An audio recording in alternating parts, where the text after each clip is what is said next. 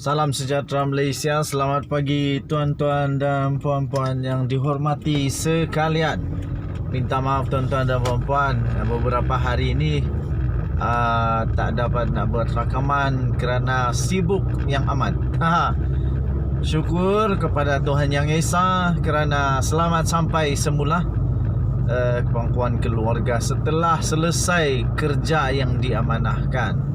Tuan-tuan dan puan-puan yang dihormati sekalian, sekarang hangat semula berita cerita tentang Najib Razak punya rayuan di Mahkamah Persekutuan dan juga pastinya pendengaran kes ataupun perbicaraan kes melibatkan isteri tercinta Datuk Seri Najib Tun Razak, iaitu Datin Sri Rosmah Mansor. Tuan-tuan dan puan-puan yang juga terpalit dengan kes rasuah yang pun banyak juga, ratus juta jugalah. Okey, tuan-tuan dan puan-puan, Datin Sri Rosmah Mansor disahkan telah kalah di mahkamah. Beliau telah kalah di mahkamah dan ini adalah berita yang amat sedih. Amat sedih dan mungkin juga satu berita yang buruk bagi peminat-peminat penyokong-penyokong kepada Datin Sri Rosmah Mansor, tuan-tuan dan puan-puan. Saya agak terkilan juga dengan keputusan ini kerana keputusan ini keputusan yang pasti akan membuat Datin Sri Rosmah Mansor makin tak boleh tidur malam dengan mudah. Dia telah disahkan gagal dan kalah di mahkamah buat kesekian kalinya. Jadi tuan-tuan dan puan-puan, adakah ini akan menjadi satu petanda awal bahawa Datin Sri Rosmah Mansor pun bakal akan menikmati percutian yang indah lagi percuma, indah dan percuma di hotel-hotel berjeriji besi, tuan-tuan dan puan-puan, dengan makan percuma. Okey, Rosmah gagal dalam rayuan ataupun dalam permohonan beliau untuk ketepi hakim dengar kes pengubahan wang haram dan elak cukai.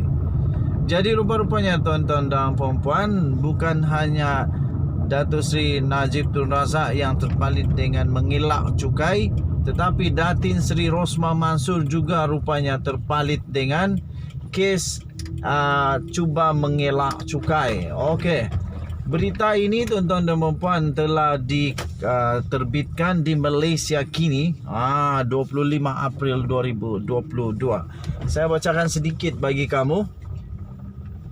Tuan-tuan dan puan-puan, Muhammad Zaini Mazlan akan kekal sebagai hakim bagi kes pengubahan wang haram dan juga pengelakan cukai bernilai 7 juta ringgit Malaysia terhadap Rosmah Mansor, tuan-tuan dan puan-puan. Okey, saya pause dulu kerana ada barang perlu dibeli, nanti sambung semula. Okey, tuan-tuan dan puan-puan, disahkan bahawa Datin Sri Rosmah Mansor kalah di mahkamah. Ia selepas Mahkamah Tinggi Kuala Lumpur pada tarikh itu, iaitu pada 25 April itu, 25 April, telah menolak permohonan kedua. Permohonan dah dua kali, permohonan Datin Sri Rosmah Mansor, tetapi ditolak lagi supaya Muhammad Zaini tidak mendengar kes itu. Tak tahu kenapa takut dengan hakim ini, tapi mungkin ada something lah. Okey, tuan-tuan dan puan-puan, ini pasti akan membuatkan kehidupan Datin Sri Rosmah Mansor makin sibuk lah, makin sibuk ya. Apa tak sibuknya, selalu naik mahkamah, turun naik mahkamah dengan pelbagai lagi kes yang lain. Okey tuan-tuan dan puan-puan, pada 14 Disember tahun lalu hakim yang sama telah menolak permohonan pertamanya berhubung perkara itu. Jadi dah 2 kali rupanya Datin Sri Rosmah Mansur terpaksa menangis kerana ditolak permohonan. Okey, menerusi kedua-dua permohonan itu, isteri kepada bekas Perdana Menteri itu, iaitu Datin Sri Rosmah Mansur itu, mendakwa ada risiko Mohamed Zaini bersikap prejudis dan berat sebelah kepadanya. Okey, jadi itulah rupanya kenapa Datin Sri Rosmah Mansur tak mahu hakim itu yang jadi hakim perbicaraan, kerana dia kata ada risiko untuk prejudis dan berat sebelah. Alamak. Tapi saya percaya hakim akan buat yang seadil mungkin lah. Takkan dia menjadi hakim kalau dia boleh prejudis dan berat sebelah, kan? Okey. Jadi apapun hak Datin Sri Rosmah Mansur juga untuk mendapat hak dia lah untuk sama ada mau atau tidak, cuba merayu, memohon. Tapi nampaknya Datin Sri Rosmah Mansur kalah lagi buat kali keduanya di mahkamah. Okey, denyut nadi suara rakyat bergema di channel ini. Apa pendapat kamu? Adakah hakim ini betul berisiko ataupun hanya perasaan takut Datin Sri Rosmah Mansur menyelubungi dirinya? Okey. Menerusi kedua-dua permohonan itu, dia telah nyatakan sebabnya itulah. Okey.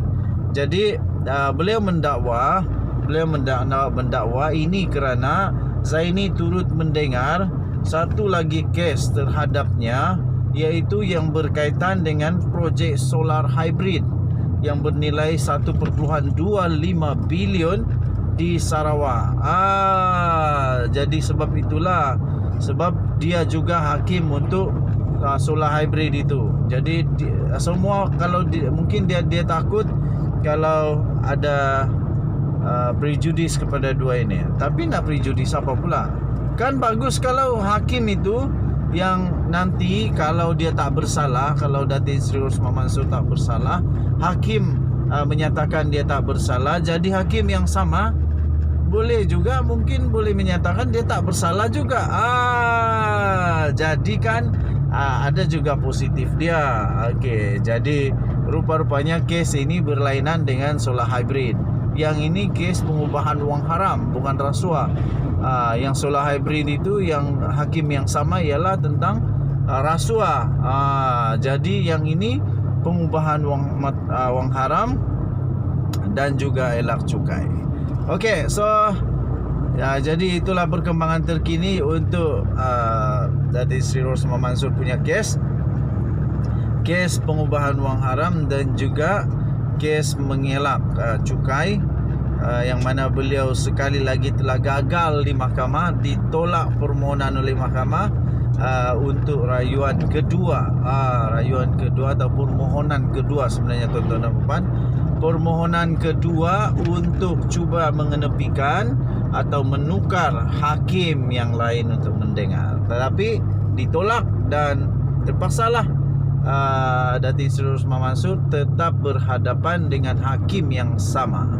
Okey, so kita jumpa lagi denyut nadi suara rakyat bergema di channel ini. Jangan lupa tekan butang subscribe, like dan share, komen banyak-banyak. Kita jumpa lagi.